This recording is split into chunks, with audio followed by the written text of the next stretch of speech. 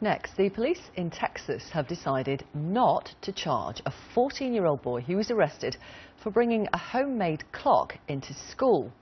Mohamed had wanted to show the clock to his teacher, but officials at MacArthur High School in Irving alerted the police because they thought the device was a hoax bomb. He was taken out of class, interviewed by officers and arrested. Ahmed was later released to an outpouring of support on social media. Since then, he and his clock have been invited to the White House. Here he is speaking to reporters. I'm the person who built the clock and got in a lot of trouble for it. I built the clock to impress my teacher, but when I showed it to her, she thought it was a threat to her. So it was really sad that she took a wrong impression of it, and I got arrested for it later that day. But since the charges have already been dropped, I will have to say that I really want to go to MIT and TAMS, and I'm thinking about transferring schools from MacArthur to any different school. Let's hear from Ibrahim, who is from the Council on American-Islamic Relations. He's spoken to the boy's family. He's in Washington, and a little earlier I asked for his reaction. Well, I think this case, this very disturbing case, is just symptomatic of the unfortunately growing Islamophobia in America. I think we all can acknowledge that it wouldn't have occurred at all if his name wasn't Ahmed Mohamed, if he didn't have darker skin, if he didn't have Sudanese heritage.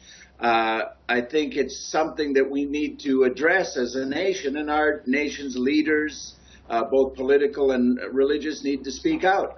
We appreciate that the president has tweeted on this and invited him to the White House. But we've called on President Obama and his administration many times in the past to speak out on things like the Muslim-free zone businesses, vandalism of mosques, hate attacks on Muslims across the country. We just had a Sikh man attacked in Chicago by a person shouting terrorist and bin Laden. So it's good the president's speaking out now, but it's way past time to do so.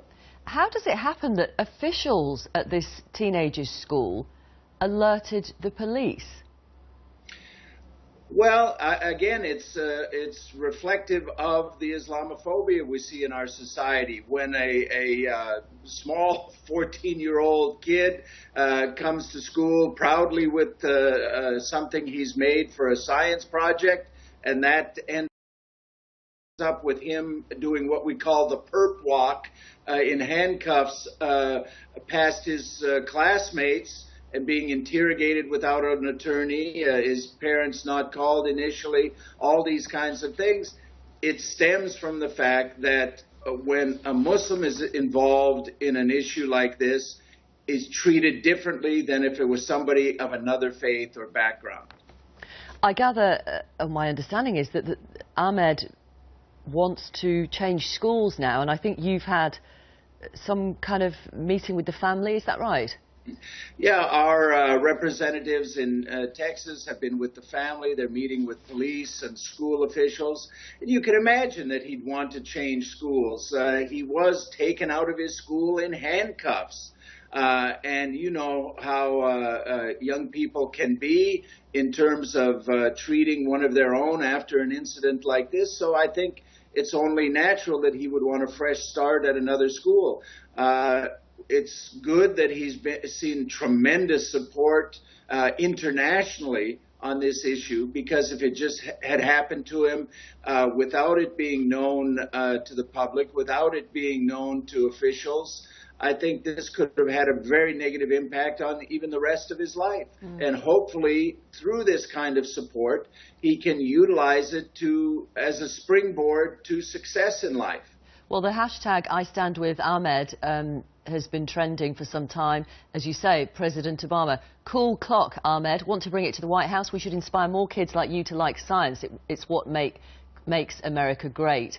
Mark Zuckerberg of Facebook says having the skill and ambition to build something cool like a clock should lead to applause, not arrest. The future belongs to people like Ahmed. And so it goes on. Has that comforted him somewhat? Yes, and he's expressed appreciation for that support, and hopefully, inshallah, God willing, as we say, maybe he'll have some access to engineering programs at the top universities in our country. Ibrahim Hooper, thank you very much for talking to us. Mr. Hooper from the Council on Islamic-American Relations.